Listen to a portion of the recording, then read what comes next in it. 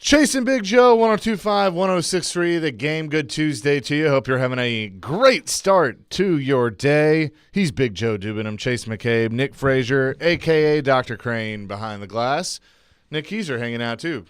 The Nick and Nick Show, behind the glass. How about that? What's up, JoJo? It's been good watching the last two evening football games because they've gone down to the wire. They've been fantastic. Yeah, they were. And we had, last night, the Jags and the Bengals. C.J. Beathard, BGA legend, Nashville's very own, comes in after Trevor Lawrence, what's being reported, a sprained ankle, leaves the game. Yeah, it did look bad.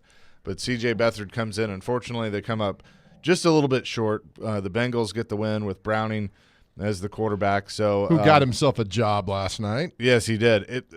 It's crazy to me, Joe, to think about the starting quarterbacks that in the National Football League this year and how many are hurt or started the year, got hurt. Like Tannehill lost his job when he got hurt. Poor basically. Guy. I know. I know. But it's been there's been years where quarterbacks have gone down like this, but it's just tough to make it through 17 games. I mean, it really is because you're getting hit. So that's why the onus on to protect quarterbacks has been for, the last 10, 15, 20 years and all that. So, but that's why you got a good backup. I mean, Minshew on Sunday versus the Titans, and you look at what, Browning last night did such a great job for the Bengals and everything else, and then some people were like, that's why you sit a quarterback because Jordan Love is finally getting it now for the Packers after sitting behind Rodgers for a few years. So it is the most important position in all of sports, and please don't argue about that because you will be wrong. And Jordan Love's getting it for sure, but I mean, are we still ready to anoint him as the franchise quarterback? Absolutely we are, and I'm not a Packers fan either. I'm telling you. I'm sure Robbie's going to text me in just a second. Well, he can, but who else out there? I mean, he's the last two games he's looked – and he's had spurts this year where he's looked really good, but the last two games he's looked fantastic. And I'll give him this. He doesn't have a lot to work with. I mean, I know the feeling. Sounds like a personal problem. But, that he's got a young receiving core, and, it's a young team, but they've been growing together. So you're right. Now they're in a good spot. But I agree with you. The Sunday night game, the Monday night game, were definitely entertaining, but the big news of the day out of here is Mike Vrabel did something that I think he needed to do, but when he's done things that he's needed to do, I didn't think he would do it, but that is he fired special teams coordinator Craig Aukerman. Well, the great phrase, rearranging deck chairs on the Titanic.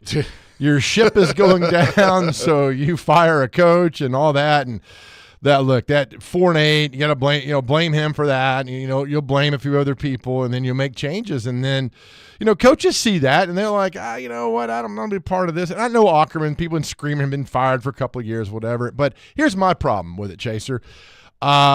Celebrating somebody get fired, I got a problem with that. Yeah, no, I do too. Look, that's the I tell people all the time that want to get into this business that, I was taught early on by you, by Darren, by Willie, by anybody that I worked with, give an opinion, stick by your opinion, be strong in your opinion, just don't make it personal. Yeah. And just that because I struggled with if I'm saying that this coach, I don't think he does a good job and he shouldn't have that job anymore, I feel bad about that. It's you're not making it personal. It's a business thing, right. But No, exactly. You're exactly right. So, I mean, look, a change needed to be made, but they're like, okay, hey, they made the change. Yeah, but it was the right celebrate. Move. Right. I mean, no. It's like when a college, for example, MTSU, Rick Stockstill gets let go, all right? There's 9 other coaches on that staff now that got affected. But you know that going in, and I get all that. They make good money, and you argue. I understand all that. But for the kids and everybody else, and it's tough, and so you got to uproot your family, move someplace else. And I know, but he's making $400,000 a year. I understand all that. I do, but just don't celebrate somebody getting canned. I just say, look, it was time to move on and wish you I think Vrabel handled it fine. I was like, he did some good work here, and we wish him the best in his future endeavors. Ben on our text line, you can weigh in, driven by WilsonCountyHyundai.com, 615-737-1025 says, quote, now we don't have to do anything in the offseason except draft one lineman to play backup center, end quote, Vrabel subconscious. All right. That's it. Not bad. I hope that's not the case by any means. But This was Mike Vrabel on the decision, and when he was asked about, this is the first time that he's fired a coach mid-season, which I thought was interesting. That decision, was that like something over time? Or was yeah, just trying to evaluate, what we do, who we do it with. I just felt like this was the timing was what it needed to be, and I felt like it was best for the team and for the players, especially going forward. I don't recall you making an in-season move before. No, Corey. No, that had again, everything is, there's no real precedent to anything. It's, you try to get a feel for, what's best and what's needed, and whether we've done something in the past, there's,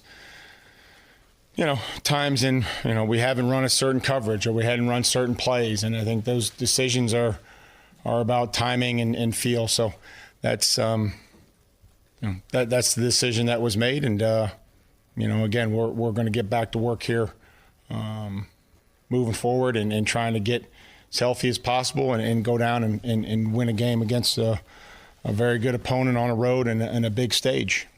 That was Mike Vrabel yesterday on the firing of special teams coordinator Craig Aukerman. Did you see something he did or hear something? He's now calling people by name. Well, so I was just about to say that. Like, when I've noticed that when he back against the wall, like he can feel it closing in on him, he tries to be personable. Yeah. Now, right. he does use, like, he's used names a lot, especially like, guys like Joe and Teron, and like he's Jared, like that are there a lot, Paul. So, but I found that interesting too. I'd go over there. He'd be like, I'd say, hey, Mike. And he'd be like, well, Brad Schmidt, you have to figure out this and that. And you'd go over there and be like, oh, Matthias Ekholm. I think I still think with your beard, when it's grown out, it looks like Matthias Ekholm. I mean, you're a better skater than he is. So I don't know about that. You are. If I was, I might be playing hockey right now. Oh. Plus, speaking of hockey, he was coming up at 9:30. Hal Gill. They're in Chicago. They're in Chicago. So okay. He's going to join us, and Predators look to put back-to-back wins together tonight. But you were a long snapper, right? Yeah. So you played special teams. Right. What do you need out of the special teams coach? Like, what does the coach do? Stay out of the way. I'm not kidding you. I mean, you could go and talking to Brett yesterday about the different coverages for lining up. My special teams coach at Sanford was Jeff Bowden, right? So he didn't want that job. So he was How many damn Bowdens are there? There's like 13, and there's a lot of them. So Jeff was the bad one. Jeff was my special teams coach at Florida State. Fans hate Jeff Bowden. Hate Jeff Bowden. That's a whole other show right there. I'll never forget. He came into a special teams meeting, and Terry had said, I got the job based on my merits and how I've done this, da-da-da-da. And then we had a special teams meeting, and I promise you, Chase, I've got it somewhere. I got to find it. Jeff Bowden came in and put on our desk our special team playbook. It had Florida State scratched out and put Sanford on top. And we just laughed about that because he just gave us a speech how he earned this job. Anyway, we would line up and say, all right, so-and-so, when it's going to – back then you could line up over the long snapper. So when you snap, they would put your head straight in the ground. You can't do that anymore thanks to Jeff Fisher because he's the rules committee. He said you can't do that anymore. But you would line up, all right, they're going to overload this side. You see it on film. So he'd help you call, stuff like that. But as far as actual punting and kicking, just stay out of the way, man. That was it. Basically, it's pretty simple. But that was – a Division I AA college football team. I don't know what the pros do. Right. Yeah. So, and look, I think we all could watch the product and know that a change had to be made. Like, it wasn't just the game on Sunday. It was, there were a lot of things kind of leading up to it. I mean, I know the return part of the game has changed a lot. You don't really see returns much anymore, but like, there was hardly any return game with this team, and there hasn't been in a very long time. That's on the special teams coach. You got to find that. You got to find a guy. A returner, man. Yeah, you got to find a guy that and coach that guy up that is not going to just get the ball to the 20 or the 25. Well, I think it's boring. I mean, what do you think Devin Hester's special teams coach at the Bears told him? catch the ball and There go you up the go. field. Yeah. Run up the field. So you got to have somebody back there who is a warrior, who doesn't mind getting his head taken off, who challenges things. But now the punting game in the NFL has gotten so good, and the hang time is so well, and the gunners are down the field so fast, it's almost impossible to get a good punt return back. It's almost impossible to do that. I think we got spoiled here, though, like with the Titans, because Allen Lowry was so good. Yeah, but it was a different time. It was. I mean, You're you're going right. back 20 years You're now for right. that. But these now, I mean, it's like in punting, and we'll talk to. We have Walt Wells, Eastern Kentucky head coach, coming on at 10, who's going to talk us about the portal and figure things out.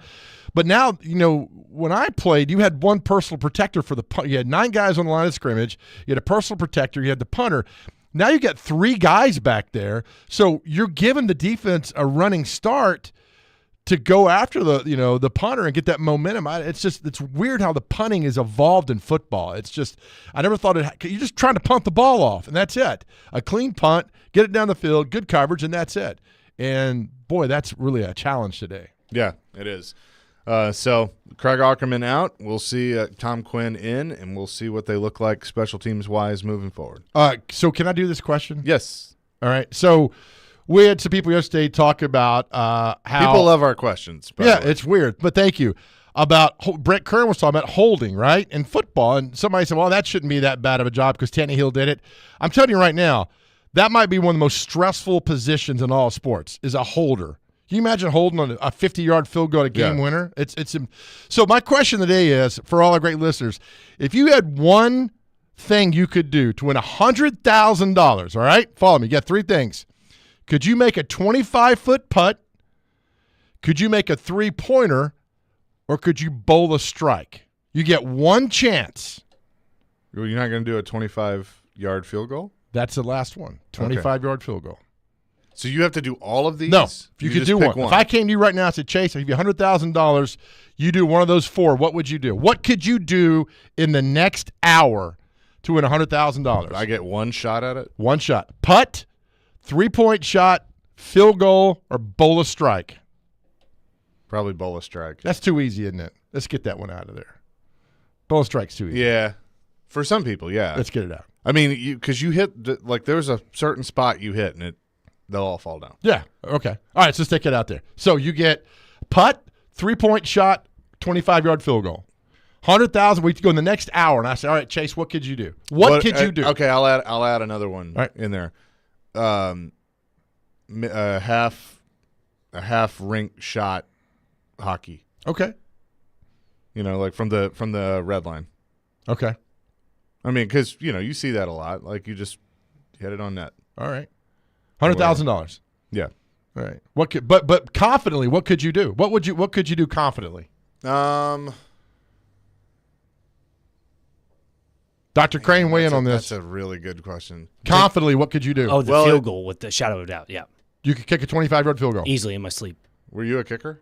Yes, back in the day. Okay, Middle then. school. Yeah. Well, now it's a high school. 30-yard field goal. Okay, I can still do that. All right, we back you up to 30. I'm just curious because people are like, I could be a holder. Well, no, you I've couldn't. hit. Okay, so with hockey, I'm debating on should we do it from the red line or do the goalie shot. Do it Goalie from- shot. Okay. Yeah. So I've done that before. Like All I've the way- hit that. all the way down- okay. We did a thing on 615 day at Ford Ice Center, and I lined up in the goalie crease, Okay. fired it down the ice, and put it in. Now there was no goal. It was just an empty net. Sure. is all it was. Okay.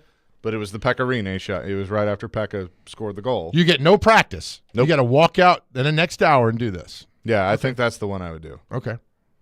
Because the 3-pointer, if you've seen me shoot a basketball, that's probably not going to happen. I'm going 3-pointer from the corner. Okay. I look, man. You can see it in your. I toasted dudes at the Donaldson Y on my 3-pointer from the corner. I mean, I smoked them. And so I'm a 3-point because, when I played basketball, my nickname was a launching pad. Once I crossed half court, I'm shooting. So that's all I do, man. I'm putting up shots. So that's what I'm doing. So that's the question today. In the next hour, if you get $100,000, what could you do confidently with no problem? All right, But Go ahead. if you miss, you got to pay $500 Oh, okay. to a charity. 615-737-1025. You can weigh in on that. And we'll have Hal Gill at the bottom of the hour. Chasing Big Joe, presented by Regal Realty Group, 102.5, 106.3 The Game.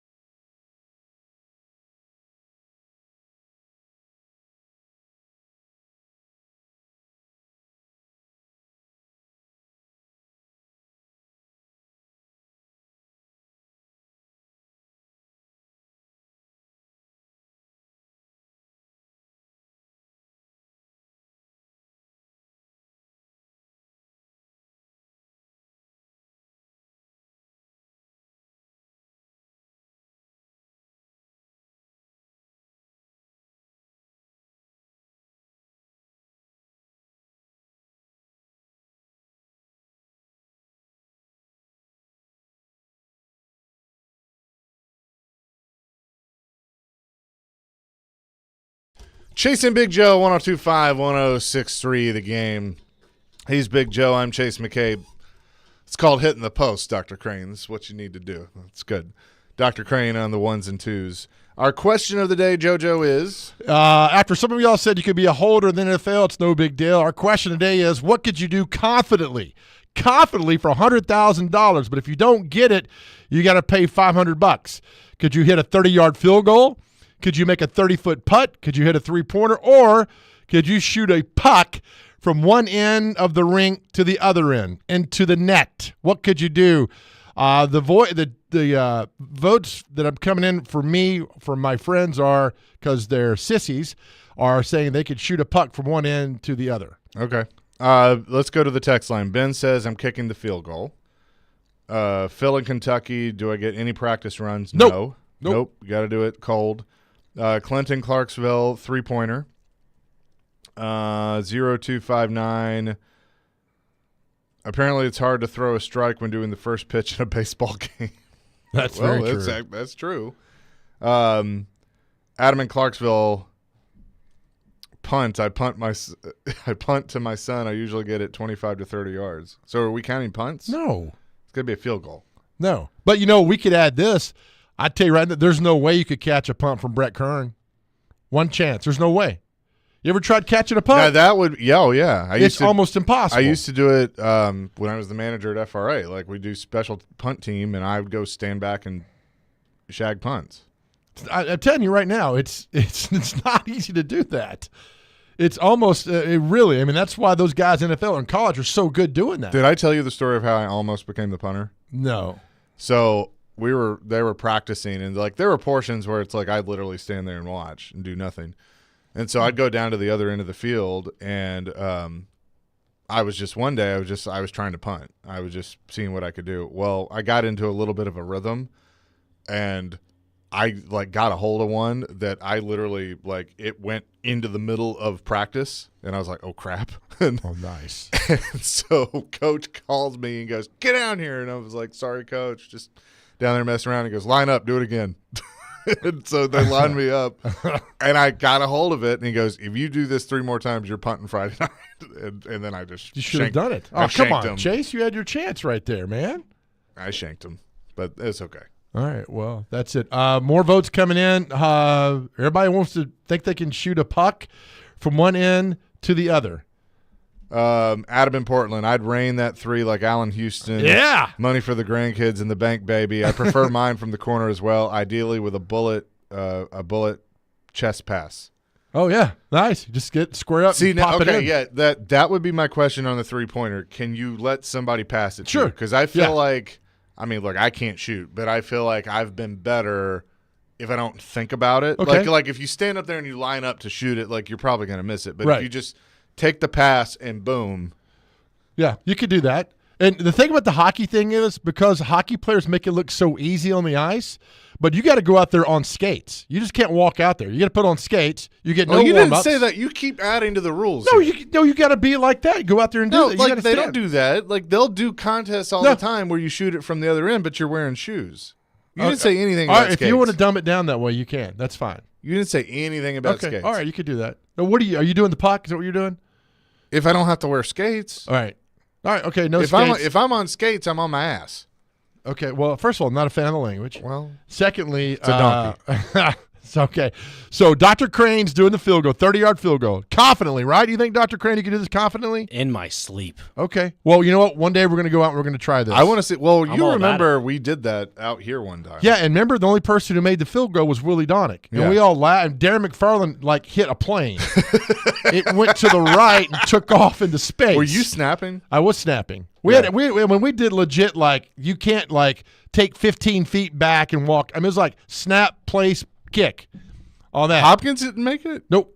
Willie's the only one. Wow. I think Willie kicked it left-footed, too. Left-handed people are weird anyway. So he kicked it left-footed and made it. What stipulations there for me? Do I have to wear cleats? No cleats? What's the deal here? No, you can go Tony Franklin. You can go barefoot, the former kicker for the we're going to do, as a show, can we go to McGavick or something and do this? Yeah. But when you go to McGavick, hollowed ground, so none of your shenanigans and I've been there before. All right? I'm telling you. Yeah. Same goes for you, Dr. Crane. No, I know. Hollowed grounds. I want it with You got 5 minutes to listen to my football stories, and then you can. Can we get a picture with the statue?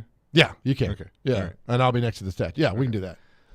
Robbie Stanley has weighed in. Give me the 25-foot putt like Tiger in his prime. There's no way. I'd like to see that. We need to do this one day. I've hit, like, in my life, I've hit, like, I hit a 60-yard chip shot one time, just fluky, and then hit if Sean Fort's listening, last year at our golf tournament, we were with the Predators group, and they were like, Chase, take the putt, and it was like a 35-foot putt, and I sunk it. Did you really? Yeah. We got witnesses of this. Oh, yeah. Okay. Yeah. All right, Robbie, one day after the show, we're going to go straight to a putting range. You get no warm-up. See if you can stick a 25-footer. If you do, you get 100,000 kisses. Again, here's my But not money. That's a married man right there. Here's my question on that. Okay. Like, where's the ball placed? Like, are we talking about a, like, straight on, flat? Yeah, we'll go to a putting green. Okay. So it's just straight on Yeah. and flat. There's no you don't have to read the green or anything like that. We should do that next spring. Have a putting contest with our listeners and our staff, and I like this. and see what we could do. And then you go like 64 to 32 to 16 to 8, and you kind of whittle it down there and see who gets it in there. Okay. Evan says bowling is easy. Y'all should leave bowling in there because people that don't bowl all the time struggle with a strike. I mean, Evan's right. No, you're right, Evan, but I bowled a strike last week at Placer's thing, and I'm an awful bowler. Ben, you can mess up and still get a strike too. Yeah, that's true. Gina Spring Hill, score a goal. I played hockey for 30 years. Okay, that's a fine. Okay. That's fine. The experience does it not matter in this? Dustin, that's not nice. Dustin in Hopkinsville. What do you say? It's about Corey Perry. Oh, That's not nice. well, now I got to go read it. Dylan, for $100,000, I can confidently shout Kobe from across the room while I shoot the most perfect arc shot you've ever seen in a paper ball make and swish from at least 30 feet away. Okay. Well, we'll take your word for that. But I mean, confidently, you think you could do? And if Rebecca you miss, says yes to skates on the hockey shot. okay. Well, That's fine. if you want to do that. Tyler, a 3-pointer is by far the easiest choice. The percentages of a 3-pointer versus a 30-foot putt are not even close to the same. Here's a great one. We did not ask for analytics, Tyler. Come on. Right. Here's a great one. 3045. Joe, what about hitting a girl's fast pitch from 45 feet? Bet your back still hurts from doing that. Yeah, I couldn't hit one. There's no way the three of us could hit a fastball, softball, girls fast pitch softball. There's no way. No. I'll take the L on that right now. I went to a batting cage one time, and I was on a date, and I'm thinking, oh, this is a good date spot, and like get it. Oh yeah, it was. Did she leave afterwards? I had to go to the bathroom. Yeah, she never came back. Never saw her again. I did with the Riverdale girls softball team one time. I did with the Trevecca women's softball team, and I think I got like 30 pitches. I foul tipped one. Oh wow! I mean, it's 45 feet, so it's 15 feet closer than baseball. We did the batting practice at the Sounds that day, and I mean they're No, I'm telling you, man, I could hit the batting practice for baseball. Okay, You're not hitting girls softball. The softball. Okay. You're not. We'll do that in the spring too as well. We'll go out and have an adventure. We're having a big day. Yeah, we'll go like putting. We'll get with the Trevecca softball team and go down there and see what we could do. Yeah, I will say this: like when in high school, I was with the girls softball team in a tournament, and they were like, "Can you catch while the pitcher warms up?" I'm No. like, "Sure." I couldn't feel my hand for a week. Right. No. Like I lost feeling in my hand. Chris, sorry about that, but it's he says, Robbie, it's now 30 feet. They keep changing the rules. What's our rule? Yeah, I know you do keep changing the rule. It's 30 feet now. Phil in Kentucky. I'm from Louisville. Give me the 3-pointer all day. Easy money. Confidently though, Phil, if you miss, you owe us $500 Yep. To charity. to charity. Yeah, not All to right. us. Very good. We'll ask now. Hal can't do hockey, obviously, but we'll ask him what. Why can't he? Well, I don't know. He didn't score any goals as a Predator, so maybe. Tell him that. will you? maybe. Oh, I have. Don't worry. Hal Gill will join us next. We'll talk about the Preds in the NHL here on Chasing Big Joe, 102.5, 106.3 The Game.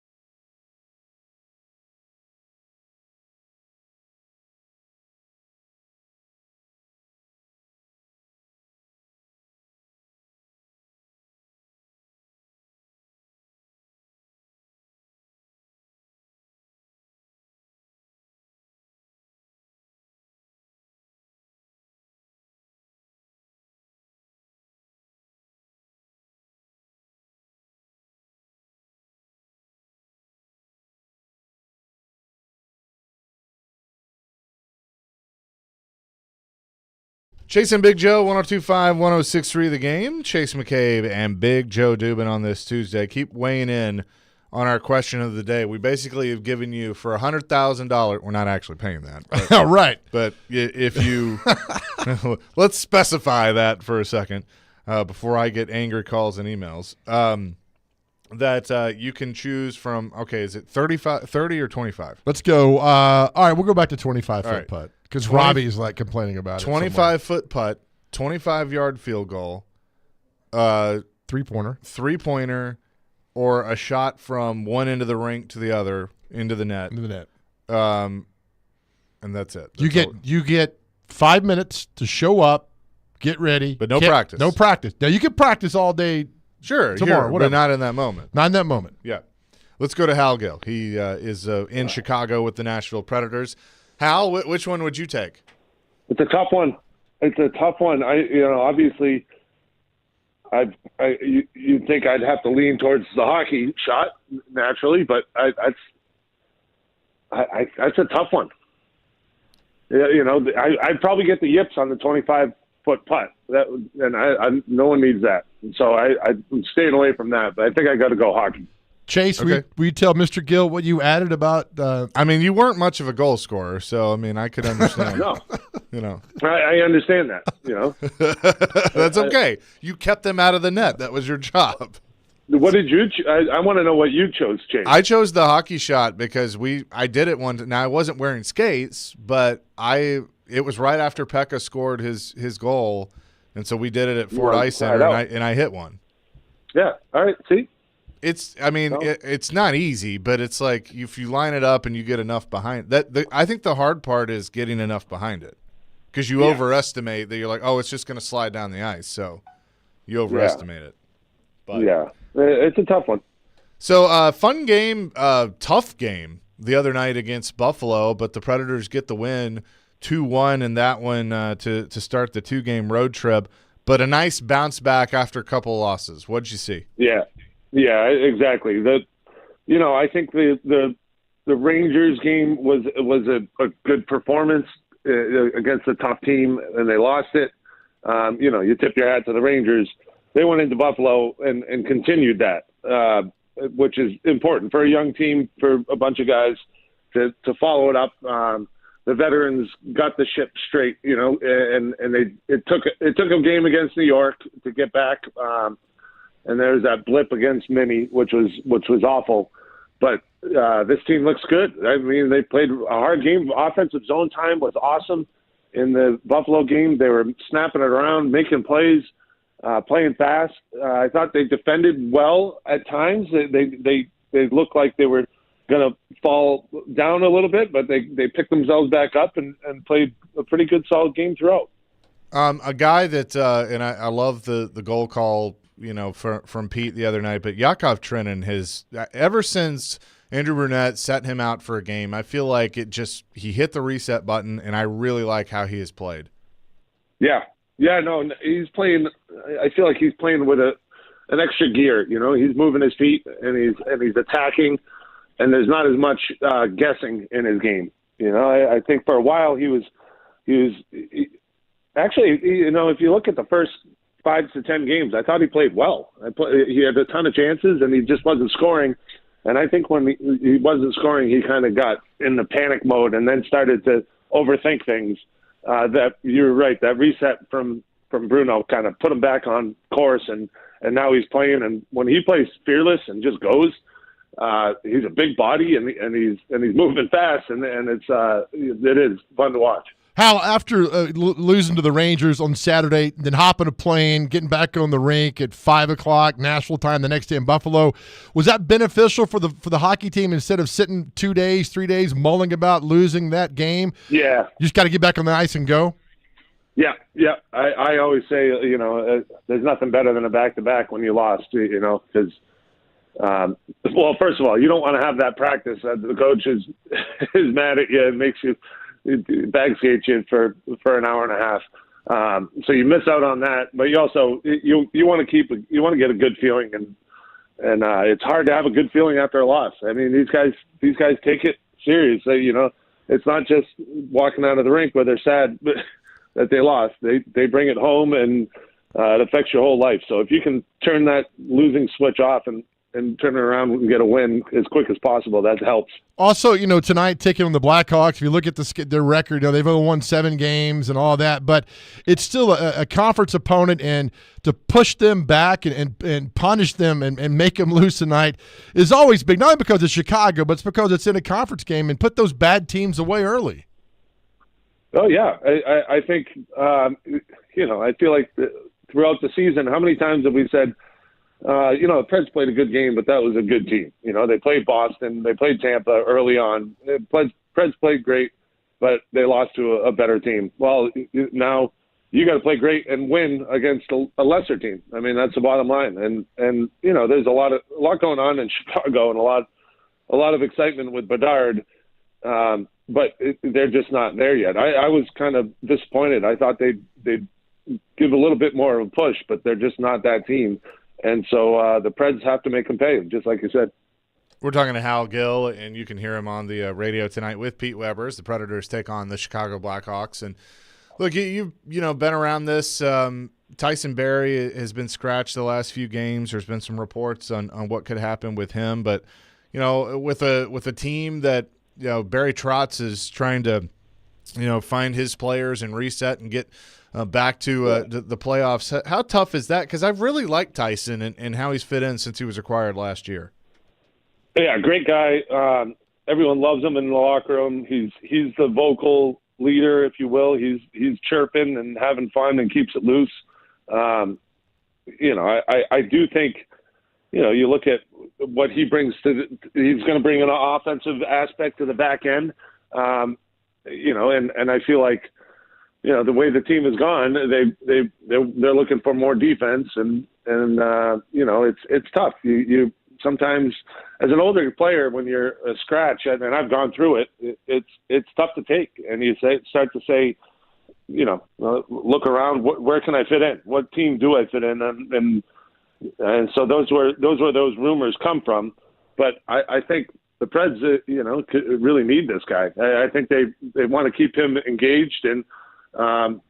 Keep him off the ice for a couple of games, let him watch, and then hope that when he comes back in, he's playing better hockey, better defensively, and they're going to need everyone. We've seen the injuries. I think you're going to need guys, so you want to keep them around and keep them happy. Hal, Philip Forsberg, we know he's a great player, but at an elite level, he's playing so far in these first 24 games. What's he doing that's working so well for him right now?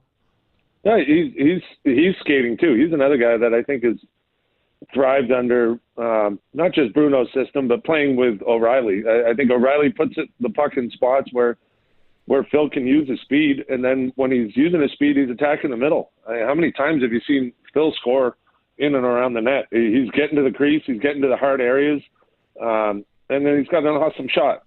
So it's really hard to defend. We're starting to see the Phil that. You see him practice day in and day out. He's starting to bring that passion and that drive into the games, and he's getting rewarded for it. So good for him. A player I like that a lot of people don't talk about, but he's been here forever. And he just does a solid job, and I think he's underrated when you talk about Predator players throughout. But Colton Sissons is just a constant, steady guy for this hockey team that's been here. I mean, we've seen guys come and go, but he's still here. Tell me, Hal, what you like about Colton and what he does so well to help this hockey team. Yeah, to be honest with you, everything. He does everything well.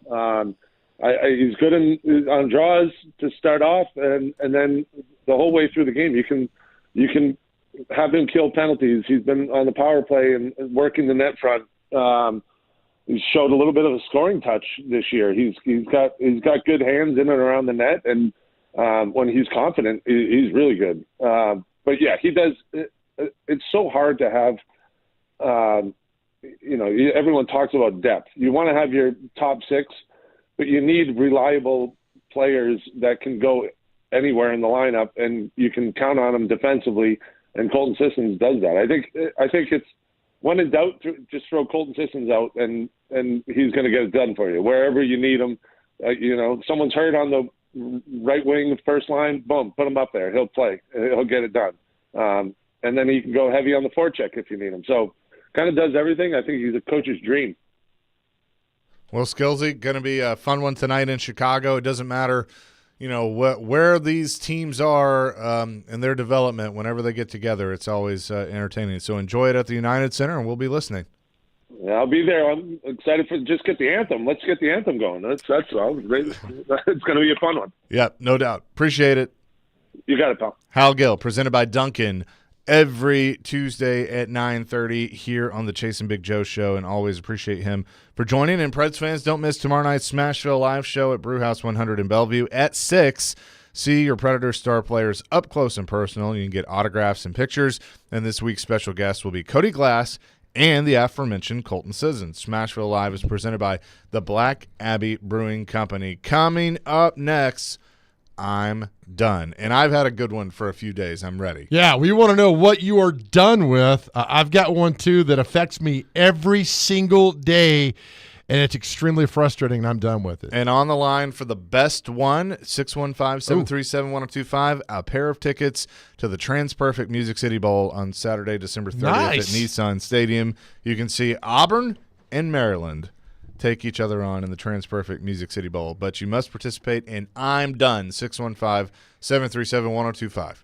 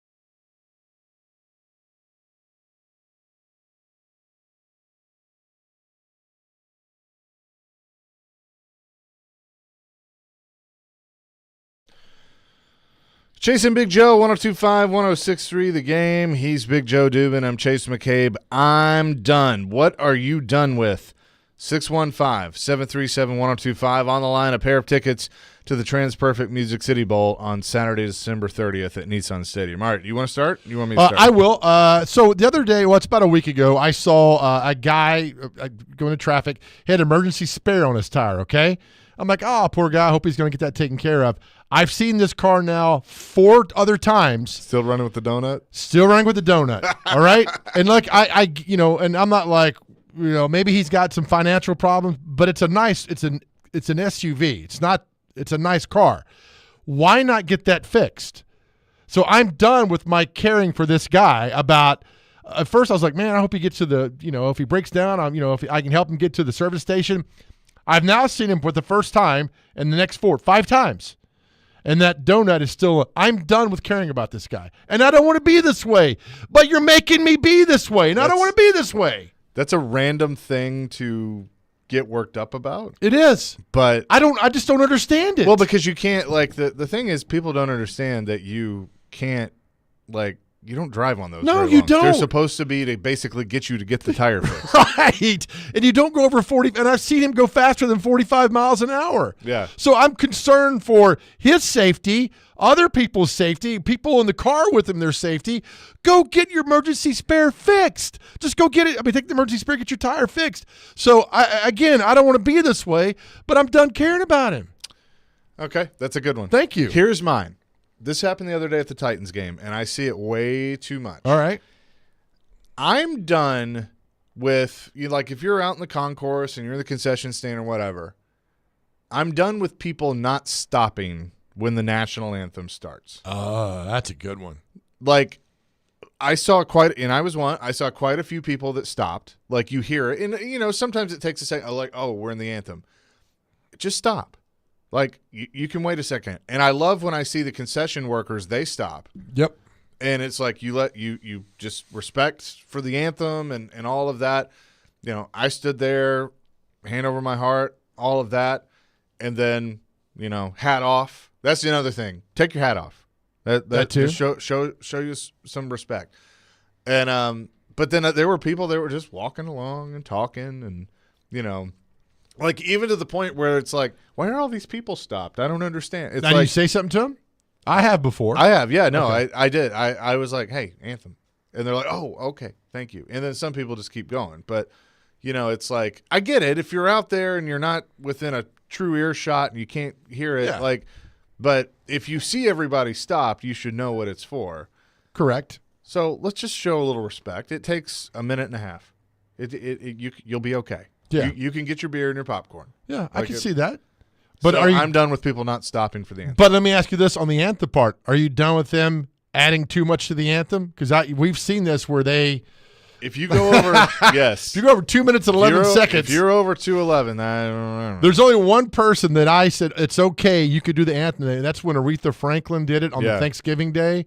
And she went like 12 minutes, and it was beautiful. That Aretha Franklin, God rest her soul, gets a pass, but nobody else does. So stop and honor the anthem, and mine is get your damn emergency spare, get your tire fixed. 1423 says, Joe, is it a white SUV with the donut on the front driver's side? It is not. It's Okay. on the back left. Is that you, 1423? Get it fixed. I want to care about you. You're making it difficult for me to. 9302. I'm done with all the county workers driving around with lights on top of their trucks flashing, because when we're trying to move dozers and track hose with our flashing lights, the people don't move over on the side of the road because they think we're just county workers riding around. Gosh, that's a deep one. What county is that? Let us know what county that's in so we can avoid it. This 1936. I'm done with the people blocking the middle of the aisle at Walmart having a conversation with their second cousin or etc. Okay, You go that around 'em? drives me nuts when there's an aisleway and either it's a couple that just takes up the whole aisle and they're just do. Oh, look at all that and holding Right. hands, and it's like, it's like the interstate. Like, Sure. Just right ram lane, them. Right lane, slow lane, left lane, passing lane. Like, Will you read very simple. 3584 because it makes me laugh. I like for you to read this. I'm done with hearing Stillman tell Mike Vrabel about the NFL. This is the NFL, says Stillman, as if he's ever done anything that approaches Vrabel's resume. If memory serves, Floyd spent the majority of their show laughing at Jared's viewpoints. Yup, done with Stillman. Thanks for listening. Thanks for listening. Yeah. To know what he's. I love that. I always love that. Can't stand My favorite. him. I'm never going to listen, and then names everything that they've ever done. That's the best. So appreciate that. Oh man. 615-737-1025. Let's get to some more. Adam wants to call in. So Adam, what's up? Hi. Nice to talk to you guys. I'm a truck driver. I'm done with all the public. They just want to cut over in front of us and think that we can stop on a dime, and then they don't want to go nowhere. No respect for us truckers at all. Okay. I can see that. Yeah, I can see that too. Thanks, Adam. Thanks, Appreciate Adam. it. Just, I don't know why people pull in front of it. I mean, because they can't stop on a dime. It's just, yeah. Look, I've kind of realized this, that like it's and I have family members that are truck drivers. Like it's kind of a thankless job. I mean, it's a necessary job. Heck, it is. But it's like, you get on the interstate and we'll bitch about, truck drivers and, cutting us, like not being able to get on the interstate or whatever. Yeah. And it's like, just let them over. yeah, it's a thankless job. It is. I get it. Just let them over. Do you ever do when you pass a trucker, do the hand with the hand? I do it all the time, man. When I was 12, I did. Yeah, when I was 12. Well, okay, thanks. I'm just saying. I do it all the time. Chase does make a good point about truck drivers, and there's like an etiquette that I've been taught through my dad because he's on the road a lot. Not a truck driver, but he drives a lot. Anyways, there's a point where truck drivers, they're like kind of not tailgating the other one, but they're off. Like there's one truck driver on the right lane, one on the left lane. There are people that are trying to, move around, yada, yada, yada. If they're going down a mountain that Mont is Eagle? yeah, that exactly. Yeah. And they're going over the speed limit by 10, 15 miles an hour. It's etiquette for a truck driver to be in the left lane and sit on the backside of their bumper so nobody gets hurt. I mean, they're serving, looking out for other people. I think a great Crane. job. You need to play Convoy coming out of the next break. Oh, that's a good one. Little Convoy. Play the Homer Simpson Can one. you read Chris's one? Okay, I knew you were going to make me do that. Well, I don't get it this, either. But read it. I'm done with that drives me nuts phrase. No one has a steering wheel on their belt buckle. Am I too literal? Yes. I am so dumb, Chris. I don't understand that at all. But you guys are just killing on this thing today, just rolling in. Dave, I'm done with the comment section on Twitter. The cesspool of opinions on the college football playoff selection has set back humanity 15 years. Isn't that all Twitter is? That's all it is. 6724. I'm done with Danny Cannell complaining about FSU, but brags about his ring in the same scenario. Let me tell you about Danny Cannell. He did nothing on that 93 FSU championship team. That was Charlie Ward, but he got the ring as part of the team. That's fine. But I think we're all in universal opinion that we can't stand Danny Cannell. Well, he likes you. Hey, big fan. We talk often. I'm glad. We had a connection to Nashville one time that sadly passed away. You know what? Let's hook Adam up because The truck driver? God bless the truck driver. Heck yeah. Yeah. Hey, little Convoy. Let's hook him up with the Music City Bowl tickets. Yep. But appreciate that. Who's coming up next? All right, so the portal opened yesterday, and there's a little under 100,000 guys under the portal. It's chaos, it's insanity, and we don't know how to make sense of it. So we called a friend of the show, my best friend, the head coach at Eastern Kentucky, Walt Wells, who kind of navigate us and get us through what's happening in the portal and things that are going on, because it really is confusing. We'll talk to Coach Wells next. We will do that and join Jared Stillman, Chris Sanders, and Derek Mason at Twin Peaks in Madison this Monday from 4 to 6 for the NFL pregame. They'll break down the Titans' Week 14 matchup against the Dolphins and give you the latest updates before the game. NFL pregame is presented by Parman Tractor and Equipment and the Beast Unleashed.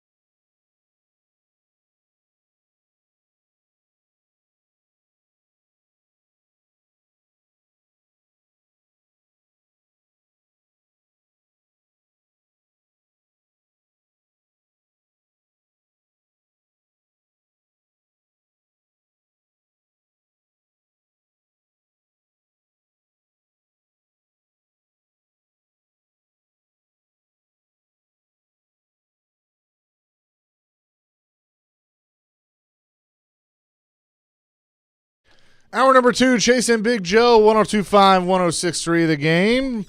He is Big Joe Dubin. I'm Chase McCabe, Nick Frazier, Dr. Crane behind the glass, and the transfer portal is officially open. I looked at it. I've decided not to enter the transfer portal. I enjoy hanging out with you way too much. There's so much to understand with the transfer portal, and to help us with that, we bring in the head coach at Eastern Kentucky University, Walt Wells, Joe's best friend, on the line with us. Coach, what's up? What's going on, guys? How y'all doing today? We're doing fantastic. All right, so I texted you yesterday, man. I think I understand what's going on here, but I don't. How does all this work? And let's do this by, when a player comes to you, what's the protocol if he want to enter the portal? He goes over to our compliance. He doesn't have to come to me. He can just go straight over to our compliance office and tell them that he would like to go into the portal, enter his name into the transfer portal. It's technically a 48-hour process, which it's not, but sometimes it is.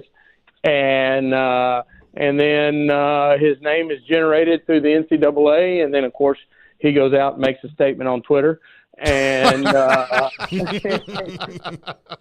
and there you go, and the process begins. We here at EKU, we provide them the opportunity to come sit with our GAs and make a film if they have film, if they have practice film. As long as we scrub all the terminology off of it, and they can take it and do whatever they want to do with it. And that's where it is. Every kid has to enter the portal, even if they're just transferring to go to school and they're quitting football. Oh, okay. Well, they don't have to, but if they ever decided they wanted to play again, they'd have to go back and do that and go through the process and all that, because it determines, the portal's supposed to determine eligibility and make it an easier process for the coaches that are going through it. I'm not saying that happens, because 9 times out of 10, most assistant coaches know how to determine eligibility and can read a transcript better than and faster than the NCAA can. So when a kid enters the portal, do they immediately lose their scholarship? Well, it depends. It depends. It's like I tell my guys, you better know your value. That's what we've turned this into, is what is your value? Not as a human being, as a football player. What is your value? And so some guys that come to me and say they want to go into the portal, then, yeah, they lose their scholarship. Now, if they did it in the middle of the semester, that's why they changed the rules. You can't go in until a certain time. You can't take a kid. All right, so when I played, Joe, when you play, they could break your plate, right? You got in trouble. Right. They could go to the cafeteria and say, don't feed him. They could, you could do whatever you wanted to do. You can't. That's been gone a long time. Okay. So when a guy starts the semester, his scholarship is good for that semester. If he quits the team at any time, then you take him off the squad list, which then cancels his scholarship. The next time something has to be paid. My goodness. We're talking to Eastern Kentucky head football coach Walt Wells, trying to understand the portal today on 102.5 The Game. Yeah, and Coach, I'm curious too so the other side, you are looking at the portal, because I think every coach now has to go through that process. How does that work from your end? Is there like a secret website, or is there do you get a catalog? How does this work for you to be able to evaluate players that you might want to bring in? I think I saw yesterday 4,000 guys went into the portal, right? 4,000. Something like that. So, we try to follow them. We can't follow 4,000 people. We really can't. I don't think anybody can. And, I think you have to decide who and when. We're probably at the toughest spot, because we do have to look at FBS, FCS, and Division II guys. And our best defensive player last year, or one of our best, was an NAIA transfer, who's probably going to make All-American, who's on the Buck Award finalist, Buck Buchanan Award finalist, and had 1 year left. And, he has played so well that, we've got a tackle that's going to get drafted and potentially a quarterback. and he's done so well for himself, and all the scouts came in and saw those two guys and then saw his production, that he's now got scouts coming to us. So it is a process of, like I had a guy just hit me up on Twitter just literally before I did this at a Division I school and said, "Hey, coach, I've gone into the portal. This is so-and-so. I've gone into the portal. Are you interested?" Wow.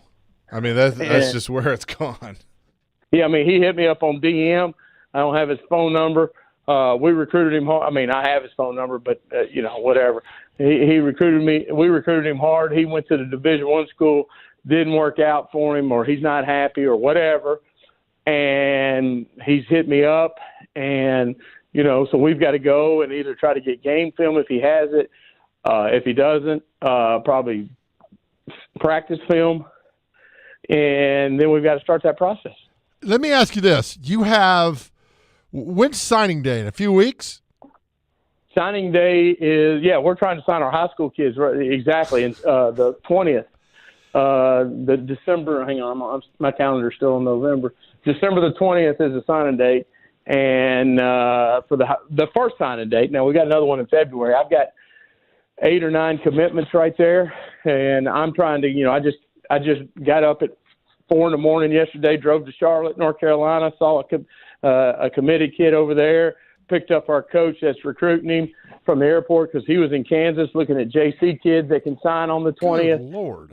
And we went and did a home visit and ate lunch and all this and toured the school and all that good stuff, and then drove all the way back last night, stopped in Eastern Kentucky to do a home visit, and then got home about midnight last night, up this morning at a 8 o'clock staff meeting, and looking at all the different portal and JC guys with our coaches of the positions that we need.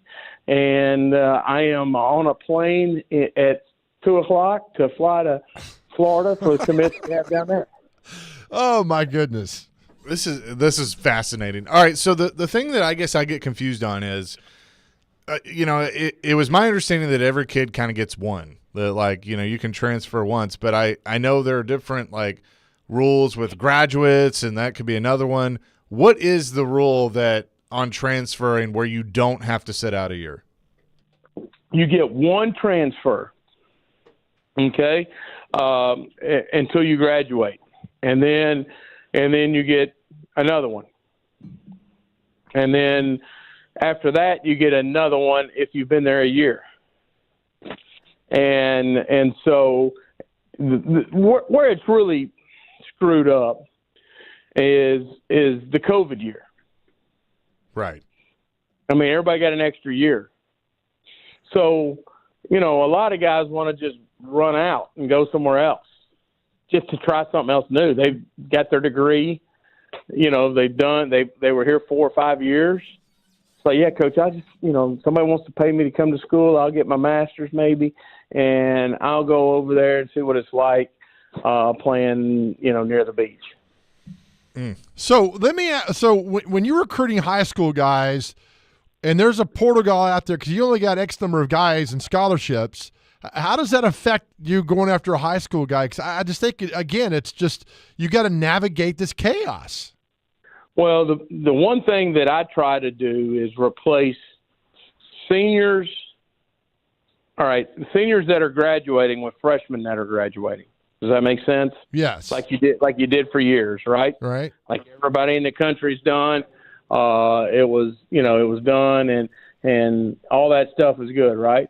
Well, then if I lose a sophomore to the portal that was say he was a starting center, just for, giggles, then I'm going to go try to find a sophomore or junior starting center from another school that we think is good enough to play here. Oh, okay. Because I can't replace – freshmen are freshmen for a reason. They're young, 18, 19-year-old young men, sometimes 17. Bodies aren't fully developed, brains aren't fully developed as far as maturity and things like that. And I don't think mine is at this point. Mine either. You go away from school for the first time. You leave Susie back home. Susie dates, Roger, who was your best friend, and and you got to go through all that stuff with these young men. So they may not be ready to go out and win for you, and that's okay. But again, and I'm not talking about me in particular, I'm talking about everybody. But, you got to remember that player is feeding your family. Coach, sorry, That's Coach. what everybody forgets about. So now with this transfer portal, because a young man's been in college, that he's gotten up and done the morning workouts. He's gotten up and done the winter conditioning. He's been through the travel, and he's been through all that stuff. He's been through, Division I or Division II practices.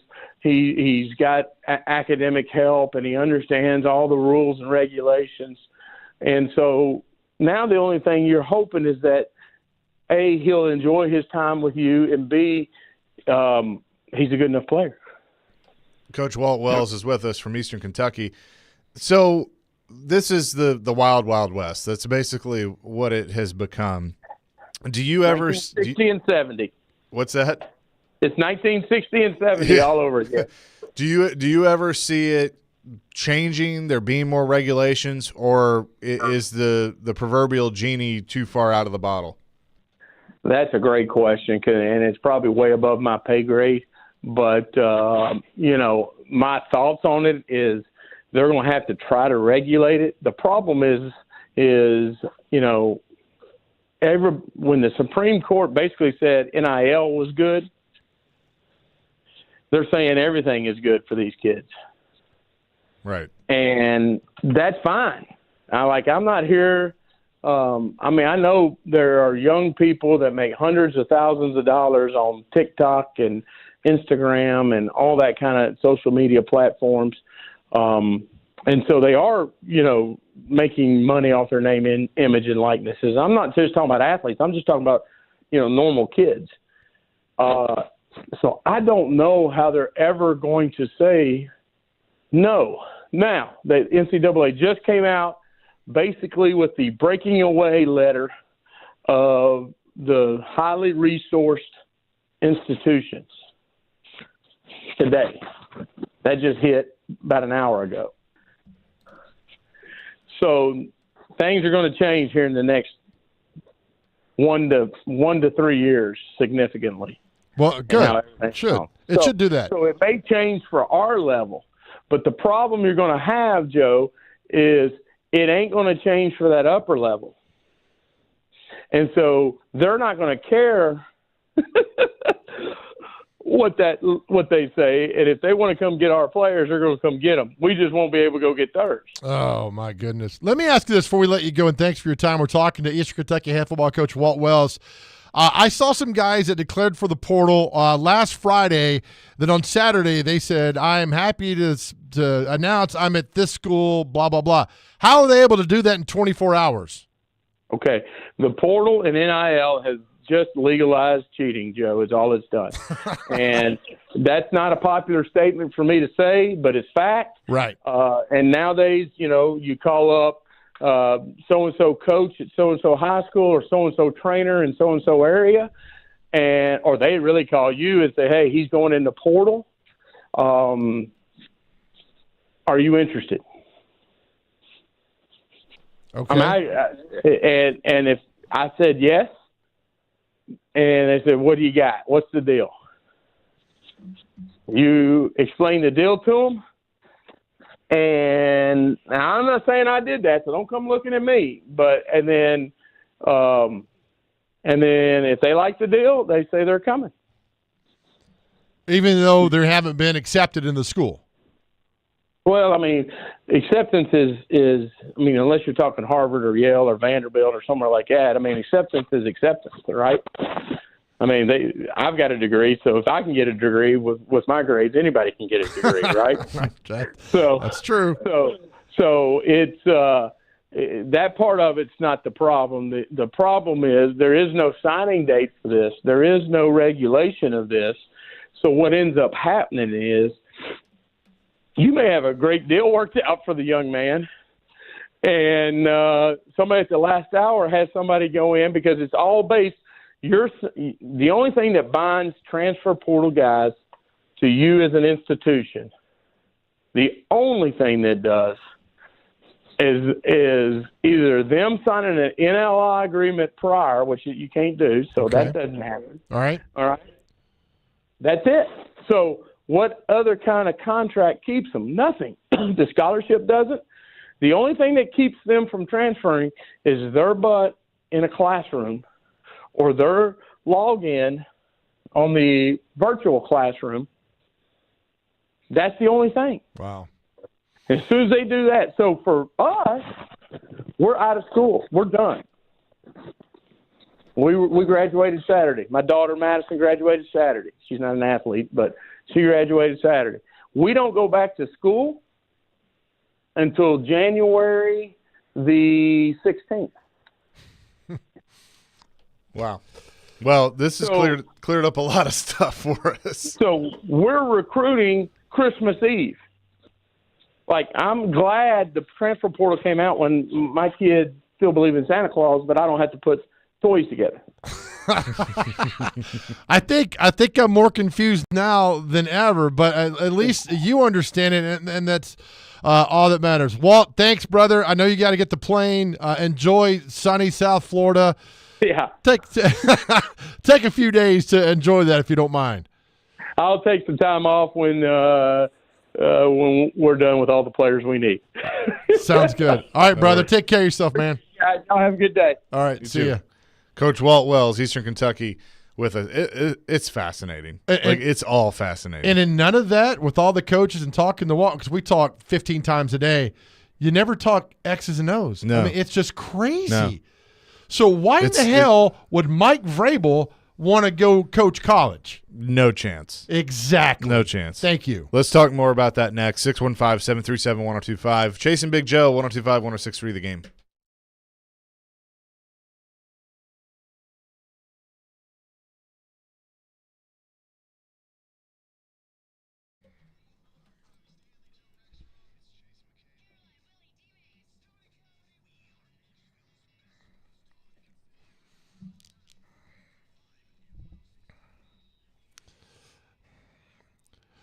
All right, friends, I need you to listen to me. I want you to say goodbye to medical bills. That's right. When you use medical house calls, you don't have to worry about hidden fees or surprise charges. It's all right there for you. Transparency is the key.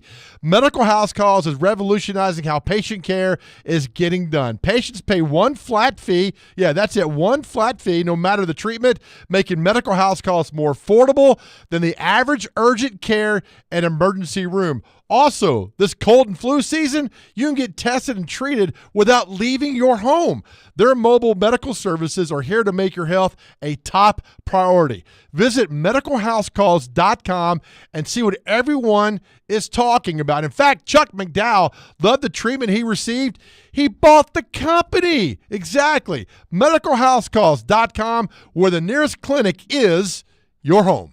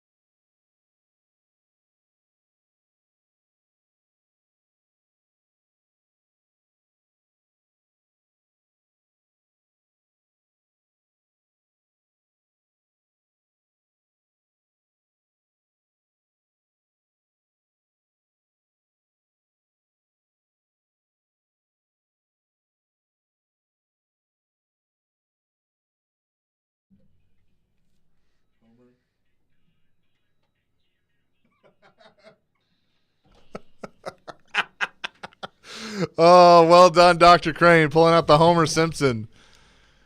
You remember that episode? I do remember that. That's a good one. Fantastic one. Bart falls down the well. Yep. Chasing Big Joe, presented by Regal Realty Group. Here on 102.5, 106.3, the game. The truckers, it's come out today, and now we got Convoy going. Well, we I feel do good. because the I'm done segment, we had a truck driver call in, said he's just done with people cutting him off and getting in front of him, slowing down, and making his job more difficult than it already is. So God bless the truckers. God bless the truckers indeed. And I appreciate Walt Wells for joining us. I mean, I think I don't know how he and his staff do it, like with the transfer portal, and especially, you know, at a school like Eastern Kentucky, because like I remember having this conversation with Nick McDevitt, the head coach, basketball coach at MTSU. Right. Like, let's say, you know, he gets just a stud in there at either Eastern Kentucky or MTSU or whatever. Well, you know, if this guy balls out, all of a sudden the Alabamas and the Texas and, you know, these top-tier programs are going to notice, and, you know, there's back channel, social media, all these things, and all of a sudden I'm entering the portal. That's right. And that's the unfortunate part. Like, I believe that a kid should get one and have the opportunity to, you know, at 17, 18, 19 years old, change their mind, but it's the influence, you know, and it's, you know, it's never the head coach picking the phone up and calling the kid directly. It's the coach knows somebody that knows somebody that knows somebody that then gets to the kid, and then, you know, there's all that back channel stuff, and that's the shadiness is what is the problem. But how do you fix it? On 3NIL just said, Shannon Terry just tweeted out, the NCAA has proposed a formation of an FBS subdivision that would allow schools to directly compensate student athletes through NIL and a trust fund. Here we go. Again, it's not, where's it going to stop? Where's it going to be done with? I mean, look, I played, I get it, and I know guys need to be compensated, and I understand that. And you get the scholarship, you get the meals and the treatment, and I understand all that. But at one point, you know, the downfall of man throughout history has been one thing. You know what it is? Money. Greed. Yeah. And I don't want greed to take this away from what I think is a beautiful, beautiful sport, but I don't think it can be stopped now. No. I'm curious, and I know this is really hard to do because you've lived your life and, you know, you only know what you know. But have you thought about if all this existed when you played, like how it would have changed you and how you would have I wasn't that good. I wasn't that good. I mean, I above average player who kind of worked hard, and that was it. Now, for other guys that I played with, and I think about, you know, I grew up here. Like there was a running back in town in Overton named Keith Davis. I mean, he was the most amazing athlete I've ever seen in my life. And what would have done for guys like him. You know, these great athletes that around Nashville that I played against, what would have been like for him to do all that stuff. You know, Chris Gaines over at DuPont, who played at Vanderbilt, was one of the most amazing high school players I've ever seen. I mean, what would have stopped, you know, Madison from going to DuPont and say, hey, Chris, come over here, here's $1,000 a month. When does it stop? I don't think it does now. And now we just have to kind of navigate it, and this is the way it is. Well, and I mean, like, there's some of this too that, I mean, the money was changing hands long before it was legal. Yeah. And I think everybody knows that. Like there was, you know, I won't say who it was, but I have had somebody that was a coach and a player, you know, tell a story about, you know, they'd be about to go out and go to dinner or something and be sitting around a table, you know, after practice in a meeting, and all of a sudden, you know, you'd feel some paper coming into your hand and go out and have a good time, you know. It happens. I mean, you hear stories all the time, but you just kind of turn a blind eye to it. Sure. And moved around. I don't know. It's going to get a lot worse if it gets any better, and that's what we're going to have to kind of figure out. Yep, and that's why I think somebody like Mike Vrabel doesn't want to touch that with a 10-foot pole. Hell no. And I think that's the big reason why you and I believe that I think no matter what happens, Saban's going to announce his retirement. That he doesn't. It's only getting worse. Yeah. It's not going to get better.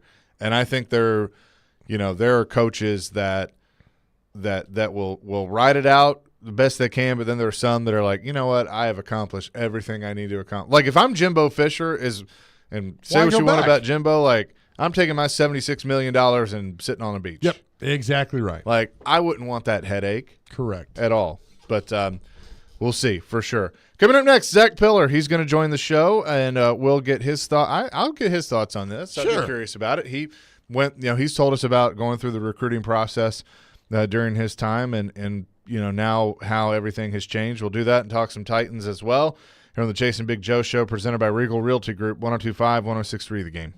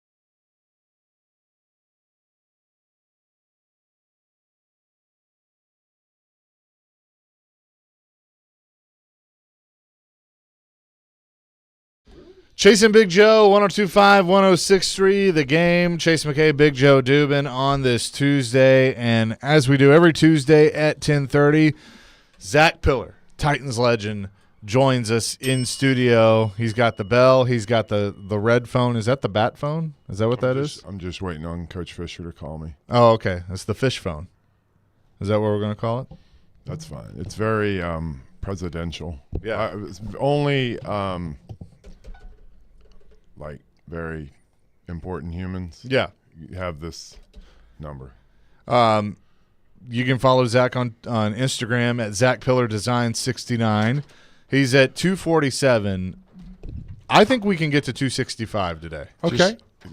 I feel good. We got to get him to 1 million so he can go to Disney World. Yeah, right, that Zach? too. I got to get to 1 million to get to Disney World, but I just want to cover a few things. I'm not feeling good today, guys. I just want to vent real quick. Go ahead. But I want to be positive. At all of the local neighbors, we're going to have the Last Minute Toy Store. We have boxes set up.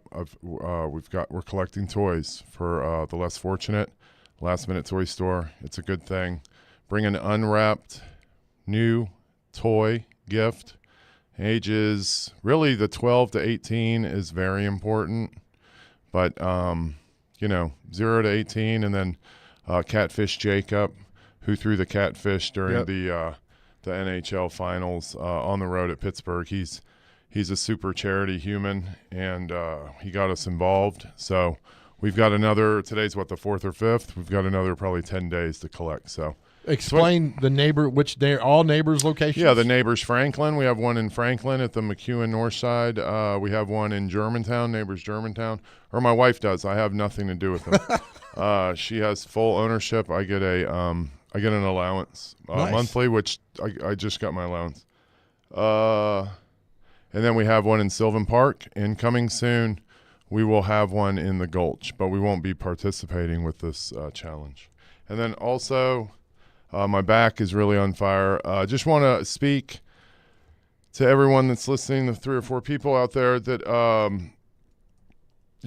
I'm 47 years old and I played football, 20 years ago.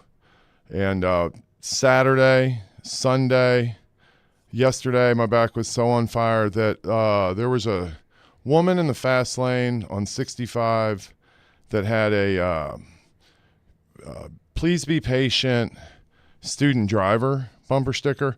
Well, I rode her ass on the fast lane, and I honked that horn for probably like 3 minutes. I don't care. And then I zoomed past her. She would not get over because what I was trying to teach this student driver, get your ass over. And she didn't do it. So then I decided to get in front of her, and I gave her a finger for probably 3 minutes. Okay. And then I just kept driving down the interstate. I gave everybody the finger. So I apologize for that yesterday. That was ridiculous. So you're hurting, is basically what you're saying. You're hurting. My back's on fire. And I want to get to 250 with followers. I'm not doing well. I also am pissed off about Ryan Stonehouse. We had the greatest punter in the history of punting in our city. In just the pure ineptitude of our coaches, period. Got a guy blew his knee out. I don't even know what the hell happened to him, but he's gone for the year. He's averaging 53 yards a game. He's damn near the only reason why I watch the Titans. Amy Adams-Strunk, I love you. You are an angel. And I appreciate Vrabel for firing this guy because it's ridiculous when you ask players to run through a wall and then you can't even cover this guy. He's the most vulnerable human on the football field, and he's blasting bombs out of the sky. Once, what is that, a mistake? Twice is a damn habit or whatever. Get him out of here. You're done. Right. Hell, I wouldn't, if I was Stonehouse, I would probably, So, what else am I going to rant about? Keep going, baby. Floor's yours. Well, it's just malpractice. It's like me with the Detroit Lions. Rod Marinelli goes 0-16. Why can't I sue him? Why am I not allowed to sue a coach for being a crappy-ass coach, period? I mean, there's a reason. I mean, they make a lot of money, these players, and I'm not getting into all this. I'm just saying, Stonehouse, just go there with Takahashi and just let Takahashi work his magic on you at the training facility, and they should sign you to a 10-year deal. Okay, now John Takahashi's who you're talking about. Yes, sir. He's Derek Mason's favorite person. Why is he so important to the Titans? He's been there a long time. Yeah, well, Haas was important to the Titans, too. They canned his ass. So, I mean, I don't know who's important. All I know is Can I stop you right there about Takahashi? Yes. His wife, I graduated high school. Yeah, I know. with her. She's amazing. She worked for Special Olympics for years. Beautiful. You know, woman. even then, I tried Special Olympics. I coached the Special Olympics basketball team. Nice. And I had a kid named, oh gosh, I can't remember his name because I called him Teen Wolf. He was Ricky? his name was, I just nicknamed him Teen Wolf. He was my best player. Well, Teen Wolf, he had a little, what did he have there? He had a little issue. Well, all I know is all he wanted to do was win the damn game. And I screwed up by telling him we lost.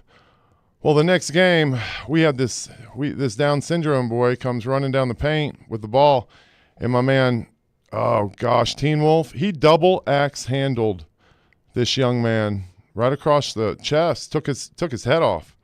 So the parents come out of the stands. I'm trying to coach. They just took Teen Wolf. They grabbed him. Teen Wolf's off the court. So I'm scrambling here. I got my squad. I got to readjust, and we ended up losing like 42-2. So I got to deal with that. I got to deal with that loss. I got a Michael Orr jersey. It's the size. It looks like it could fit a cat. I was going to try to make this into a Brad Hopkins jersey because they're hard to find. You can't really find a B-Hop. So I did find this one. It's kind of, whatever. It's the joke's on me. So I will give it away. I'm going to leave it here at the radio station. If anybody wants to roll up here to 1824? Yep. 1824, what are we, Murfreesboro Pike. Murfreesboro Pike. Come up here. You got your kid can wear it. I'm sure on Fridays everybody has to tighten up, right? So there, check me. Bam. Boom. Oh. I didn't mean to do that, but that's what it did. Do I have anything else? Keep going, Bubba. It just pisses me off about that coach. I don't care about your family either. And, I will say this too. Like they asked me about that Wisenhunt, years ago. He signed a 5-year, $25 million deal. He lasted a year and a half and got $15 million buyout. Yeah, he was and terrible. They asked me how I feel. Should I feel bad for him? I said, man, I got a mortgage. I got laundry. I got property taxes due. I mean, what are you talking about? I don't feel bad for him. I feel bad for me. My back is on fire. My wife was like, dude, do you want a muscle relaxer? I'm like, man, I don't want to start taking pills again, right? Right. So I just deal with it. Is that from, is that a specific injury? Yeah, I would say it was the 4-man wedge. Okay. When we probably gave up 40 one time, and I kept having to go out there. It's not from giving the finger to the student driver? No, my back was on fire during that. Okay. I had no issues there. But, man, if you're a student driver, that does not give you the pass. If you put that bumper sticker on your car, then learn from us. Understand. Get your ass over. Right. To the right side. Yeah. I don't care. Even just follow the rule. How about this? How about just don't drive? How about don't learn? You got to learn. No, ride the bus. Okay. We got Uber everywhere. Yep. Okay, sorry. Keep so going. That's it. That's all you got? The rant was Zach Pillar. I'm just Stonehouse, man. Ryan Stonehouse. Can we bring why? Well, I know. I like watching greatness. Okay. In whatever field it is, I like watching greatness. So, are you mad at the special teams coach who got fired, or who are you mad at that he got injured? I'm just pissed off at everybody. Everybody feels my wrath. My poor wife feels my wrath. I yelled at her yesterday, and then she told me, "Do not yell at me."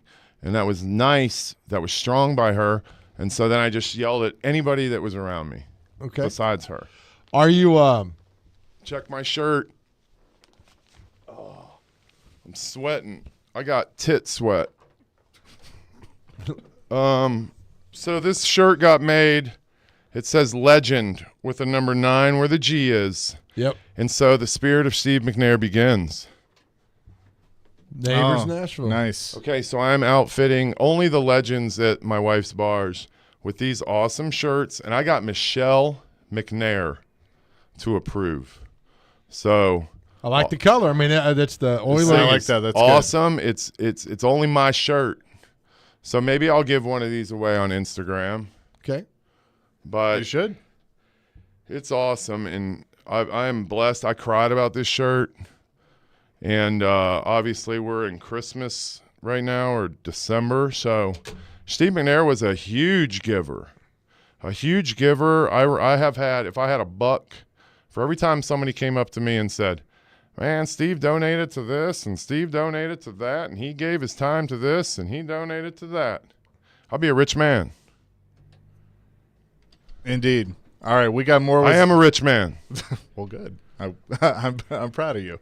We got more with Zach Pillar coming up next. Chasing Big Joe, 102.5, 106.3 The Game.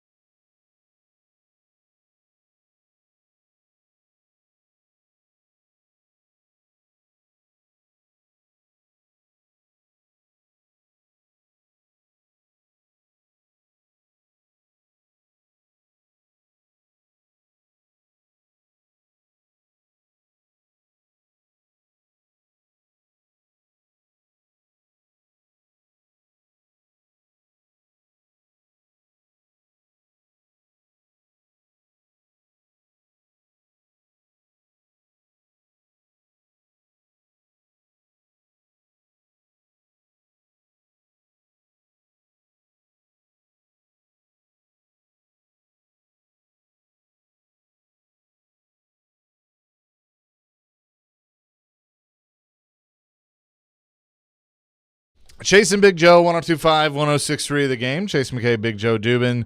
Zach Pillar in studio with us. Follow him on Instagram at Zach Pillar Design 69.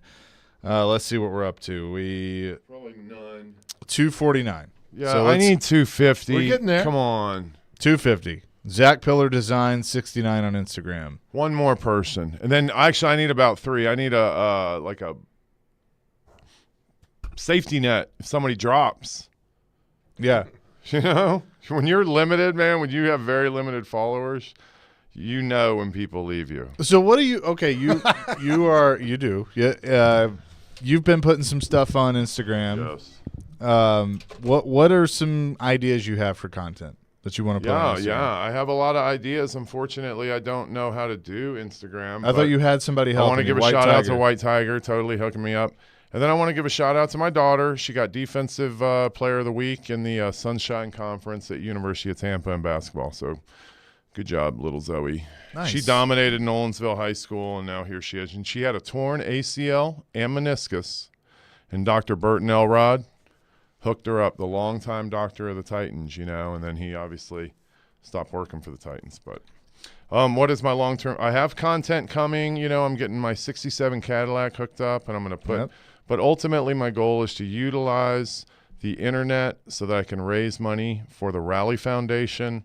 And when I kick off my the big thing, because they have a big rally on the runway in April. So it starts in February. It's a 10-week thing. But I enjoy hanging out with you guys a little bit. I'm being more vulnerable, and I hope people understand that, if your life sucks, come join the party, man, because I unfortunately certainly am like the guy that watches the fly on the TV. That's what I call it. It's the fly on the TV mentality.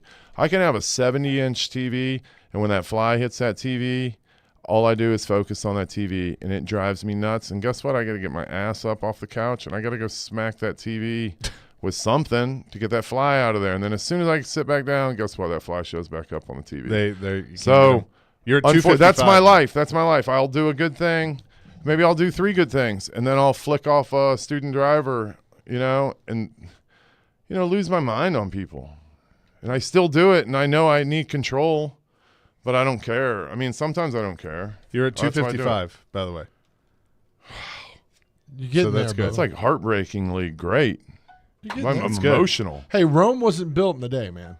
No, and neither was Neighbors. We were at Sylvan Park in 2011, and here we are in 2023. 2024, new bar, new year, new bar. We're actually going over there right now. We've hung up some jerseys. The first jersey hung up at the Neighbors Gulch. Anybody want to guess? Steve McNair. I was going to say McNair. Pat Tillman. Oh, okay. That's a good one. Pat Tillman's hung up. So that's legendary. And then it was kind of weird. The cherry picker stopped working. I don't know if it was good vibes from Pat Tillman, but then it stopped working, and that's when I lost my mind. So that's all. A lot of good jerseys. Put all the SEC helmets. We have all the SEC helmets hanging up there. But it's all locked up, so you can't steal anything. Can you tell us again why the Rally Foundation is so important to you? Well, I had a couple kids on my block that had brain cancer, and I just felt like the higher power was like, hey, man, you got to do something more than serve beers and chicken wings at your wife's bar. So, I have a calling, I had a mental breakdown. We can get into the mental breakdown later. I'm not that worried about it today, but I guess I have a mental breakdown every day, right? I'm having one right now, or not No, really? you're not. No. I'm just... So the Rally Foundation raises money to help kids who are battling brain Yeah, it's cancer? like a local thing. It's out of Atlanta. It's whatever. I just think that I raised 71 G's last year. And when I say I did, I mean whatever. We did. The young man named Lane, he played at our house, and we would always donate money to the Rally Foundation, but once it hit him, it was time to do something. And so whatever. I just have to do a little bit more than serve chicken wings and bus tables. How's your little friend doing now? He's doing great. Good. He's Praise doing the Lord. great. Yeah. Oh, no doubt. And so, the first the first person that helped me with Instagram, she had breast cancer and she had her last chemo. So I'm trying to do good, but man, then I do the bad. But if I can outweigh the good, that's what we're trying to do. We'll focus on the good. That's all we need to do. Okay. Can we talk about Titans? Yeah. Sure. Who do we play this week? The Dolphins next Monday. Oh, gosh. All right, let's talk about who are we hiring? Are we bringing Kern back? Does he want to stand behind that punt protection? He was on yesterday. There ain't no way in hell he's going to do I that. asked him the question, and he said he went out and punted with his son and woke up yesterday morning, and it reminded him why he retired.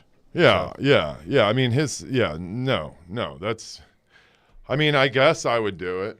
Like, not me personally, but for Kern. He lost the Super Bowl ring, so it's not like it's going to tarnish anything. So I would come out I would do it. I would blast that thing. Actually, I wouldn't even punt it. I would run for a fake. I'd call my own deal. I'd run for a first down. But coaches won't do that in the NFL. You know that. No, I would not listen to the coaches. First of all, hell no, I'm not listening to the coaches. Look what's happened to Stonehouse. I'm sorry. I'm going to say, nah, I'm going to run for the first down on this one, fellas. That's what I'm doing, Mr. Joe. I get it, brother. I'm not taking the coaching. I get it. Again, You're what's 260. 260, 260, yeah, man. What's Instagram again, Chase? Zach Pillar Design 69 on Instagram. I'm going to leave that Michael Orr jersey. Come to Neighbors if you want, or come to the Gulch today. I'll be down there today for a minute, probably yelling at the people. It's so pathetic. No yelling. Please don't yell. No, I'm going to yell at them. Follow Zach on his Instagram. Instagram. Keep posting stuff on Instagram. I've been eating terribly. Keep posting. Keep posting, indeed. White Tiger, keep it going, buddy. That's we right. got some. We got some Mo. Is that it? Am I out? We got to go. Thank you, guys. He's Zach. Thank you He's for Joe. dealing with me. I'm Chase. Caroline, Willie, and D. Mace next.